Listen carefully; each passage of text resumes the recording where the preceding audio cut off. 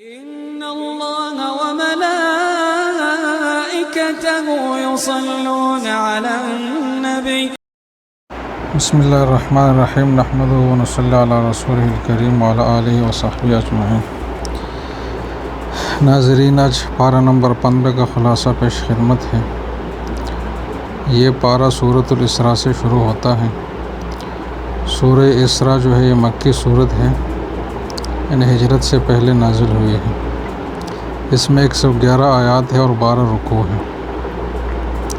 اسراء کا معنی ہے رات کو لے جانا، چونکہ اس صورت میں واقعہ معراج کا ذکر ہے، جس میں رسول اللہ صلی اللہ علیہ وسلم کو رات کے وقت مسجد حرام یعنی بیت اللہ کے قریب سے مسجد اقصیٰ جو بیت المقدس کہلاتی ہے وہاں لے گئے، اور پھر وہاں سے آسمانوں پر ان کو لے جایا گیا۔ یہ واقعہ جو تھا یہ رسول اللہ صلی اللہ علیہ وسلم کا بہت بڑا معجزہ تھا، اور یہ آپ کے لیے بہت بڑا اعزاز تھا۔ یہ اعزاز انسانوں میں صرف رسول اللہ صلی اللہ علیہ وسلم کو حاصل ہے، کسی اور کو یہ حاصل نہیں ہے۔ اور یہ جو واقعہ ہے معراج کا اور اسراء کا، یہ بیداری کی حالت میں پیش آیا ہے، نیند کی حالت میں نہیں، کیونکہ اگر نیند کی حالت میں خواب میں ہوتا تو اسے اتنے اہتمام کے ساتھ قرآن میں ذکر نہ کیا جاتا، اور نہ ہی مشرکین اس کو جھٹلاتے، اس لیے کہ خواب میں تو آدمی کچھ بھی دیکھ سکتا ہے۔ واقعہ اسراء کی جو تفصیلات ہے، اس سے زیادہ عجیب و غریب واقعات اور مناظر جو ہے وہ انسان خواب میں دیکھتا ہے، اور کوئی بھی اسے جھوٹا نہیں کہتا۔ تو حقیقی اور صحیح بات یہ ہے کہ یہ واقعہ بیداری میں پیش آیا تھا، اور رسول اللہ صلی اللہ علیہ وسلم بنفس نفیس اپنے اس جسم مبارک کے ساتھ آسمانوں پر تشریف لے گئے تھے۔ اس صورت میں واقعہ معراج کے علاوہ جو اہم مضامین بیان ہوئے ہیں، بطور مثال چند مضامین کا تذکرہ ہے۔ پہلا مضمون یہ ہے کہ بنی اسرائیل کو یہ بات بتا دی گئی تھی پہلے سے کہ تم جو ہے شام میں، ملک کی شام میں 2 بار فساد مچاؤ گے، اور دونوں بار ہم بطور سزا کے اپنے غالب اور ظالم بندے آپ کے اوپر مسلط کریں گے۔ تو چنانچہ پہلی مرتبہ جب انہوں نے تورات کی مخالفت کی اور حضرت شعیب علیہ السلام جیسے جلیل القدر اور حلیم الطبع پیغمبر کو ناحق قتل کیا، تو ان پر بخت نصر اور اس کے لشکر کو مسلط کر دیا گیا، جو پورے ملک میں ایک کنارے سے دوسرے کنارے تک پھیل گئے۔ انہوں نے بنی اسرائیل اور یہودیوں کے تمام علماء اور رؤساء کو قتل کیا، ان کی تورات جلا ڈالی، بیت المقدس کو ویران کر دیا، اور بہت سارے اسرائیلیوں کو گرفتار کر کے لے گئے۔ دوسری بات، جب یہودیوں نے حضرت زکریا اور حضرت یحییٰ علیہم السلام کو شہید کیا اور گناہوں میں حد سے بڑھ گئے، تو ان پر بابل شہر کا ایک بادشاہ جس کا نام خردوس ہے وہ ان پر مسلط کیا گیا، اور انہوں نے اس بادشاہ نے ان کو تباہی سے دوچار کر دیا۔ تو یہ فتنہ اور فساد جو ہے یہودیوں کی تاریخ رہی ہے۔ نبی کریم صلی اللہ علیہ وسلم کے زمانے میں بھی انہوں نے اپنے آبا کی یہ روایت جاری رکھی اور جرائم اور سازشوں کا راستہ اختیار کیا، تو ان کے اوپر مسلمانوں کو غلبہ عطا کیا گیا اور جزیرہ عرب سے ان کو نکال دیا گیا۔ ماضی قریب میں ہٹلر جو ہے یہ خدائی کوڑا یہودیوں کے لیے ثابت ہوا، جس نے بے شمار یہودیوں کو قتل کیا اور بے شمار کو زندہ جلایا۔ آج پھر یہودیوں کا فتنہ اور فساد عروج پر ہے۔ ہم دیکھتے ہیں کہ ان پر اللہ کا قہر کس کے ذریعے سے اور کب نازل ہوتا ہے۔ اس صورت کا دوسرا مضمون وہ یہ ہے کہ اجتماعی زندگی جو انسان کی ہے، معاشرت، آپس میں مل کر رہنا، تو اس کے لیے 13 جو ہے اسلامی اخلاق اور آداب بیان کیے گئے ہیں، اور یہ 13 آداب ایسے ہیں جن کو بعض مفسرین نے معراج کا پیغام بھی قرار دیا ہے۔ یہ آداب اور احکام آیت نمبر 23 سے آیت نمبر 39 تک مذکور ہیں۔ اجمالاً وہ یوں ہے کہ پہلا یہ ہے کہ اللہ کے سوا کسی کی عبادت نہ کرو، یعنی توحید خالص۔ دوسرا ہے والدین کے ساتھ بھلائی کرتے رہو۔ تیسرا ہے رشتہ دار اور مسکین اور مسافروں کو ان کا حق ادا کرو۔ چوتھا ہے مال کو فضول خرچی میں نہ اڑاؤ، اور نہ بخل کرو اور نہ اتنا کشادہ رکھو ہاتھ کے کل پچھتانا پڑے۔ ایک اور ہے کہ اپنے اولاد کو مفلسی کے ڈر سے قتل نہ کرو، اور ادب ہے کہ کسی بھی جاندار کو ناحق قتل نہ کرو۔ ایک اور ادب ہے کہ یتیم کے مال میں ناجائز تصرف نہ کرو۔ ایک اور ادب ہے کہ وعدہ کرو تو اسے پورا کرو۔ ایک اور ادب ہے کہ ناپ تول جو ہے یہ پورا کیا کرو۔ اور ایک اور ادب ہے کہ جس چیز کے بارے میں تحقیق نہ ہو تو اس کے پیچھے نہ پڑو اور اس کو پھیلاؤ نہیں لوگوں میں۔ ایک اور ادب ہے کہ زمین پر اکڑ کر اور تکبر کے ساتھ نہ چلو۔ تو یہ آداب دیے گئے ہیں۔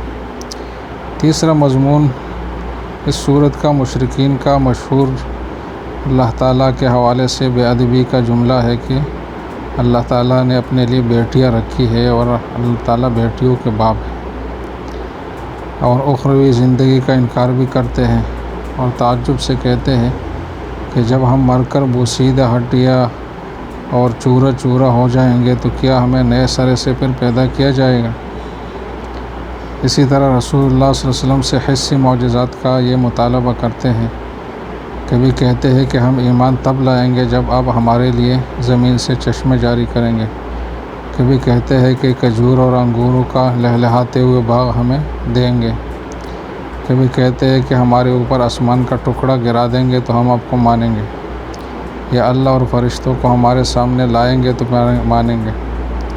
کبھی کہتے ہیں کہ اپنے لیے سونے کا گھر بنا کر دکھاؤ، یا ہمارے سامنے آسمان پر چڑھ جاؤ، ہم دیکھیں کہ تم واقعی اللہ کے قریب جا سکتے ہو اور وہاں سے کوئی تحریر لے آؤ۔ تو یہ چیزیں اس میں بیان ہوئی ہے، اور اس میں رسول اللہ صلی اللہ علیہ وسلم کو نماز تہجد کا حکم بھی دیا گیا ہے آگے، اور تمام انسان من حیث الانسان کی تکریم کا ذکر ہے کہ اللہ تعالیٰ نے ان کو ایک عزت بخشی ہے، اور یہ عزت انسانیت کی بنیاد پر ہے، ہر انسان کو حاصل ہے۔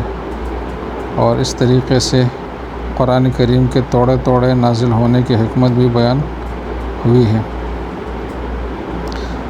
تو یہ مضامین اس صورت میں اہم مضامین بیان ہوئے۔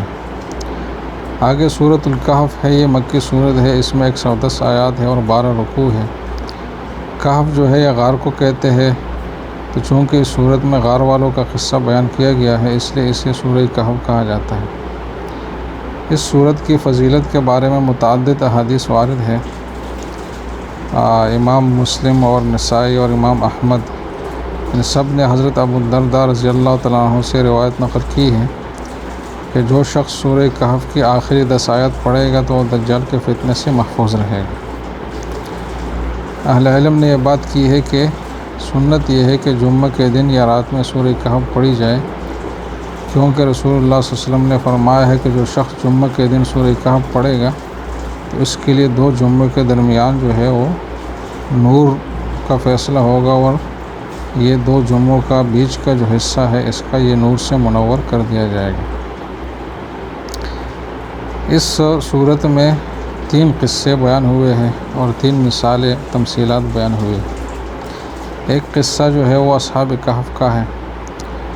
یہ اصحاب کہف جو ہے کچھ نوجوان تھے صاحب ایمان، جنہیں جو ہے دقیانوس نامی ایک بادشاہ نے بت پرستی پر مجبور کرنے کی کوشش کی اور مجبور کرنے کی کوشش کی، کیونکہ وہ ہر اس ایسے شخص کو قتل کر دیتا تھا جو اس کی شرک دعوت کو قبول نہیں کرتا تھا۔ تو ان نوجوانوں کو اس نے لالچ دی، مال دولت اور اونچے عہدوں کی، لیکن ان نوجوانوں نے ان چیزوں کی اور لالچوں کی کوئی پرواہ نہیں کی، اور انہوں نے اپنے ایمان کی حفاظت کو ہر چیز پر مقدم سمجھا اور اپنے ایمان بچانے کی خاطر جو ہے وہ نکل کھڑے ہوئے۔ چلتے چلتے شہر سے بہت دور ایک پہاڑ کی غار تک پہنچ گئے۔ انہوں نے اس غار میں پناہ لینے کا ارادہ کیا، تو جب وہ غار میں داخل ہوئے تو بہت جلدی اللہ تعالیٰ نے انہیں گہری نیند میں سلا دیا، اور 309 سال تک وہ سوتے رہے۔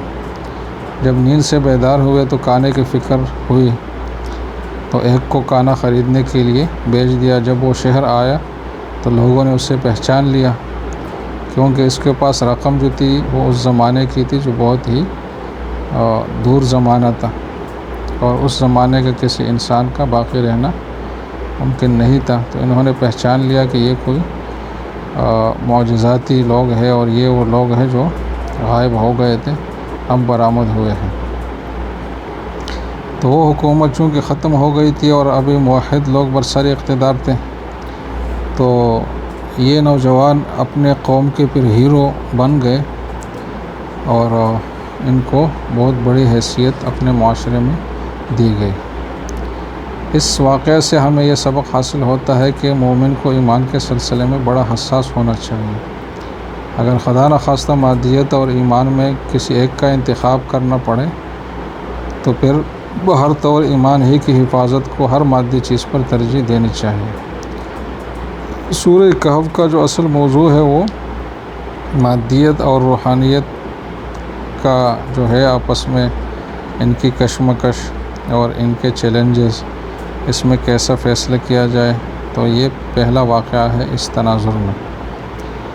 دوسرا واقعہ حضرت موسیٰ اور حضرت خضر علیہم السلام کا ہے کہ حضرت موسیٰ علیہ السلام کو جب اللہ کی طرف سے یہ اطلاع ملی کہ سمندر کے کنارے ایک ایسے صاحب رہتے ہیں جن کے پاس ایسا علم ہے جو آپ کے پاس نہیں ہے، تو آپ ان کی تلاش میں نکلے، اور چلتے چلتے آپ یعنی حضرت موسیٰ علیہ السلام سمندر کے کنارے پہنچ گئے۔ یہاں حضرت موسیٰ علیہ السلام کی ملاقات حضرت خضر علیہ السلام سے ہوئی، اور آپ نے ان سے ساتھ رہنے کی اجازت مانگی۔ انہوں نے اس شرط کے ساتھ اجازت دی کہ آپ کوئی سوال نہیں کریں گے۔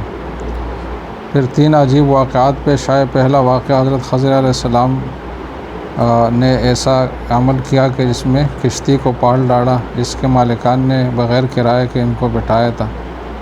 دوسرے واقعہ میں ایک معصوم بچے کو قتل کر دیا حضرت خضر نے، اور تیسرے واقعہ میں ایک ایسے گاؤں میں ایک گرتی ہوئی دیوار کو تعمیر کر دیا، سیدھا کر دیا، جس گاؤں والوں نے جو ہے ان کو کھانا کھلانے سے بھی انکار کیا تھا۔ تو حضرت موسیٰ علیہ السلام ان تینوں واقعات پر خاموش نہ رہ سکے اور بول پڑے کہ آپ نے ایسا کیوں کیا۔ تو تیسرے سوال پر حضرت خضر نے ان سے جدائی کا اعلان کیا کہ آپ میرے ساتھ نہیں چل سکتے۔ البتہ تینوں واقعات کی اصل حقیقت حضرت خضر نے حضرت موسیٰ کے سامنے بیان کر دی، اور فرمایا کہ کشتی کا جو تختہ تھا وہ اس لیے توڑا تھا کہ آگے ایک ظالم بادشاہ کے کارندے کھڑے تھے جو ہر سالم کشتی کو، درست کشتی کو زبردستی چھین رہے تھے۔ تو میں نے اس کشتی کو عیبدار کیا۔ بظاہر تو میں نے ظلم کیا، لیکن حقیقت میں نے ان کے ساتھ احسان کیا کہ ان کو اس ظالم کے قبضے سے چھڑا دیا، اور وہ اب ان کو نہیں پکڑیں گے۔ اسی طرح بچے کو اس لیے قتل کیا کہ یہ بڑا ہو کر والدین کے لیے بہت بڑا فتنہ بن سکتا تھا، جس کی وجہ سے ممکن تھا کہ وہ کفر میں ان کو اختیار لائے اور کفر کی نجاست میں مبتلا کرے۔ جبکہ ان کے والدین بہت نیک لوگ تھے، تو اللہ تعالیٰ چاہتے تھے کہ ان کے والدین جو ہے وہ ایمان کی نعمت سے محروم نہ ہوں، تو اس لیے اس بچے کو قتل کیا گیا۔ اور گرتی ہوئی دیوار کی حقیقت یہ تھی کہ وہ 2 یتیم بچوں کی ملکیت تھی۔ تو ان کے والدین چونکہ اللہ کے نیک بندے تھے اور دیوار کے نیچے خزانہ تھا، اور اگر یہ دیوار گر جاتی تو خزانہ لوگ جو ہے نا وہ لوٹ لیتے، اور یہ یتیم اس سے محروم ہو جاتے۔ تو یہ دیوار اس لیے تعمیر کی گئی تاکہ ان کا خزانہ محفوظ رہے اور یتیموں کو بعد میں اس سے فائدہ۔ حضرت موسیٰ اور حضرت خضر علیہ السلام کا جو واقعہ ہے بہت اہمیت کا حامل ہے۔ اس سے ہمیں ایک اہم سبق یہ ملتا ہے کہ ہمارے سامنے جو شب و روز کے واقعات پیش آتے ہیں، کسی کو جوانی یا بچپن میں موت آ جاتی ہے، کوئی کسی حادثے کا شکار ہوتا ہے، کوئی زخمی ہو جاتا ہے، کسی کی عمارت گر جاتی ہے، کسی کا چلتا ہوا کاروبار ٹپ ہو جاتا ہے، تو ان واقعات کے پس پردہ میں بڑی عجیب و غریب حکمتیں اور حقائق پوشیدہ ہوتے ہیں۔ اس دنیا کے ظاہر اور باطن میں بڑا اختلاف ہے۔ انسان کی نظر ظاہر میں الجھی رہتی ہے، اور باطنی رازوں کے ادراک سے اور سمجھنے سے اس کے اصل جو ہے نا وہ قاصر رہ جاتی ہے، اور اس کی عقل کی رسائی وہاں تک نہیں ہوتی۔ اب یہ جو قصہ ہے یہ مادیت کے ان عالم برداروں کی تردید کرتا ہے جو ظاہر ہی کو سب کچھ سمجھتے ہیں اور اس کے پس پردہ کسی حکیم و خبیر ذات کی اور اس کے حکمت کے وجود کا انکار کرتے ہیں۔ تیسرا قصہ جو ہے وہ ذوالقرنین کا ہے، جس کو ہم انشاءاللہ 16ویں پارے کے خلاصے میں ذکر کریں گے، اور 3 مثالیں ہیں۔ ایک مثال میں ایک ایسے شخص کی بات ہے جس کا ایک باغ ہے انتہائی بڑا اور قیمتی، لیکن اس نے اس باغ کو ہی سب کچھ سمجھا ہے اور اللہ سے اس کی نظر ہٹ گئی ہے، اور اس کے ساتھی نے اس کو تنبیہ بھی کی ہے، لیکن اس تنبیہ سے بھی اس پہ کوئی بیداری نہیں آئی، کوئی اثر نہیں ہوا، اور وہ اسباب کی دنیا میں ہی ایسا مگن رہا کہ اسباب ہی کو سب کچھ سمجھتا رہا، تو اللہ تعالیٰ نے اس کے اسباب تباہ کر دیے، اور بعد میں اس کو بڑی ندامت ہوئی کہ کاش جو ہے میں اس سبب کو سبب کے درجے میں مانتا اور اصل میرا سہارا اور اعتماد اور یقین اللہ پر ہی ہوتا تو اس منظر کا سامنا مجھے نہ کرنا پڑتا، لیکن بعد کی ندامت کا کوئی فائدہ اس شخص کو نہیں ہوا۔ دوسری مثال میں اللہ تعالیٰ نے دنیا کی زندگی کے حوالے سے بات فرمائی ہے کہ جیسے کہ بارش کا پانی برسایا جاتا ہے اور زمین میں تازگی آتی ہے اور خوب پھل پھول جاتی ہے، اور پھر اس کے بعد سوکھ کر سب کچھ چورا چورا ہو جاتا ہے، تو اس طریقے سے زوال اور فنا کی یہ داستان جو ہے یہ ہمیشہ جاری رہتی ہے، اور یہ انسان کی زندگی میں مختلف انقلابات لاتے ہیں، اور اس سبق کے نتیجے میں جو دنیا کی مادی زندگی ہے اس کو بس عارضی زینت ہی سمجھنی چاہیے، کیونکہ اس پر زوال بہرحال آنے والا ہے، اور اس میں وہ کام جو ہمیشہ رہنے والے ہیں، صدقات ہے، خیرات ہے، ذکر و تلاوت ہے، اچھے اخلاق ہے، انسانوں کی ہمدردی ہے، ان چیزوں پر زیادہ توجہ دینی چاہیے۔ تیسری مثال جو ہے وہ تکبر اور غرور کی ہے کہ حضرت آدم کے سامنے جب ابلیس کو سجدے کا حکم دیا گیا تو اس نے غرور کی وجہ سے اس حکم کو ٹکرایا اور سجدے سے انکار کیا، اور اس نے کہا کہ میں افضل ہوں تو میں کیسے سجدہ کروں ان کے سامنے۔ تو اس قصے میں یہ بات بتائی گئی ہے کہ کبھی بھی فخر اور گھمنڈ میں مبتلا نہیں ہونا چاہیے، اور اللہ کے حکم کے سامنے عقل اور منطق نہیں لڑانے چاہیے۔ بندگی کا تقاضا یہ ہے کہ بس آدمی مان کر چلے، اس کی سمجھ میں آئے یا نہ آئے۔ حجت بازی اور انکار کا رویہ یہ مسلمانی کا اور عاجزی کا رویہ نہیں ہے، اللہ کے احکام کے ساتھ ایسا رویہ نہیں چل سکتا۔ تو ان 3 مثالوں کے ضمن میں یہ اسباق اس صورت میں دیے گئے ہیں۔ اللہ تعالیٰ سب کو عمل کی توفیق عطا فرمائے۔ والسلام علیکم ورحمۃ اللہ وبرکاتہ۔